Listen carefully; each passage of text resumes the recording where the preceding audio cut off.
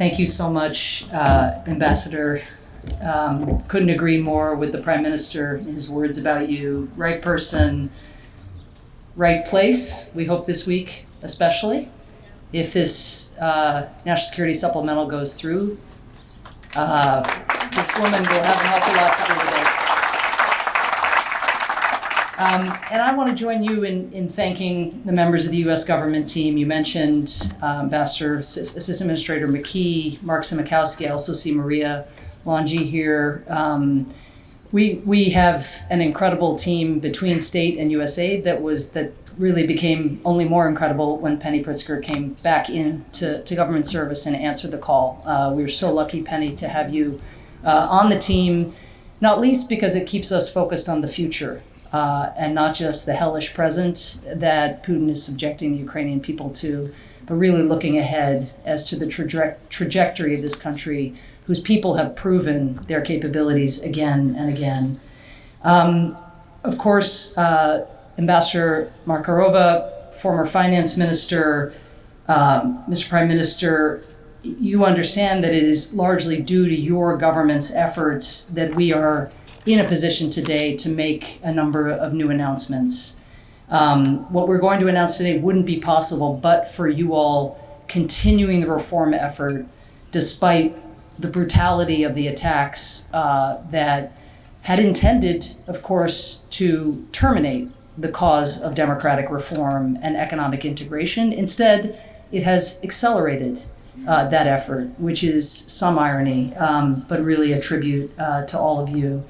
And Mr. Prime Minister, since you oversee, again, all of the ministries involved in creating the conditions that make initiatives like the ones we're here to announce possible, it's really a tribute to you and your team. And so please extend our thanks to them. So as we all know, Putin is not just attacking Ukraine's armies, not just attacking Ukraine's civilians, its children, but he has also very, very intentionally from day one been trying to destroy Ukraine's economy. He has attempted to sabotage Ukrainian industry, as we know, by attacking the electric grid, bombing key production facilities, trying to destroy the agricultural sector, one of Ukraine's largest export sectors, of course, blowing up grain silos, putting landmines in fields to prevent the farming of Ukraine's rich and arable land, and, of course, for so long bombarding Ukraine's ports to try to prevent Ukrainian farmers from doing what they had always done, which is exporting their goods to the world and helping feed the world. But the fact is, in the fight to destroy Ukraine's economy, a major goal for President Putin is losing ground. He is really losing ground. Ukrainian companies have shifted their operations, transformed their supply chains, and changed their locations, of course. Industries like IT have not only survived, but thrived. For example, even during the war, Ukraine has expanded its leadership in cutting-edge industries like artificial intelligence, fintech, and blockchain. Is that something that Putin would have expected? In the 2 years before the war, the sector contributed $11.8 billion to Ukraine's economy. In the 2 years since Putin's full-scale invasion, that sector contributed $14 billion to Ukraine's economy. Companies like Bayer, Louis Dreyfus Company, and Corteva are making investments now, not only because they are committed to Ukraine's recovery, but because they see real business opportunities in Ukraine. The economy grew last year and is projected to grow again, even as the Kremlin's attacks not only continue, but really intensify. Given the relentlessness of Putin's missile and drone assaults, this is a staggering achievement.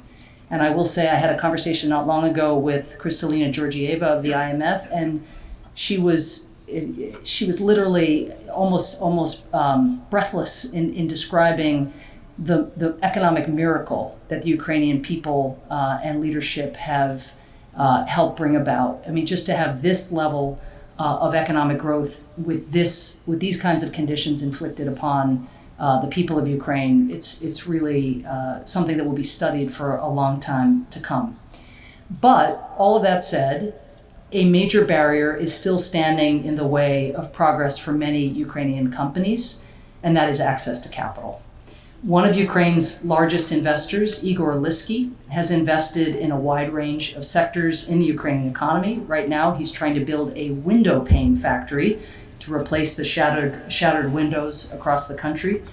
But while he is ready to invest a third of what is needed, this is just one example, he's having trouble raising capital for the remainder. He says, quote, "The biggest problem is not people, technology, or equity.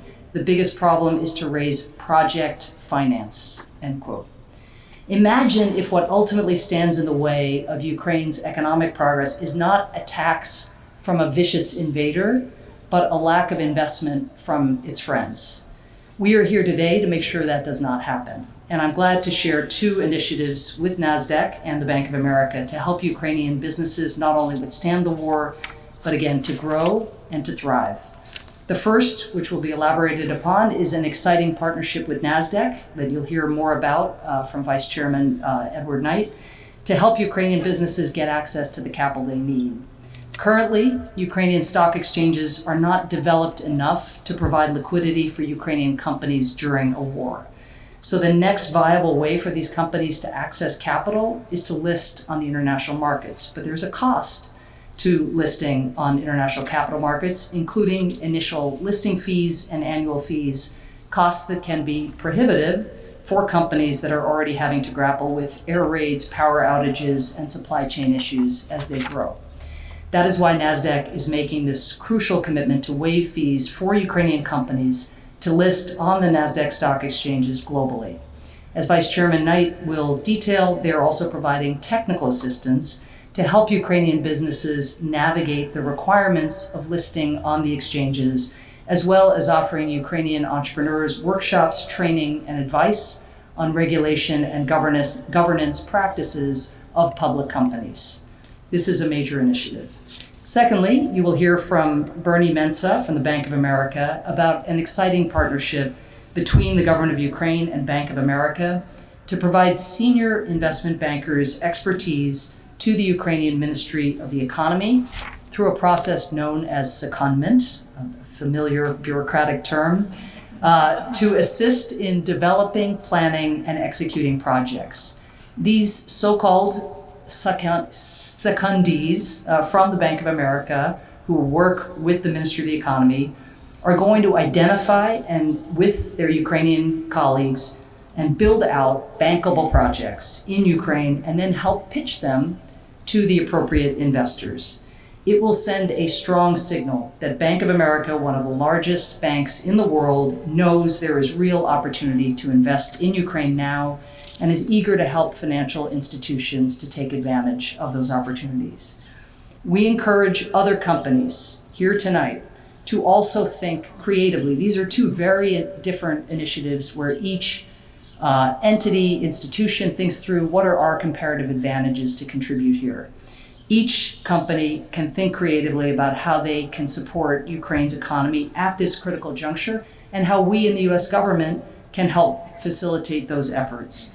In an era where democracy is under attack, investing in Ukraine's economy and in its stability is one of the most impactful ways the private sector can join the fight.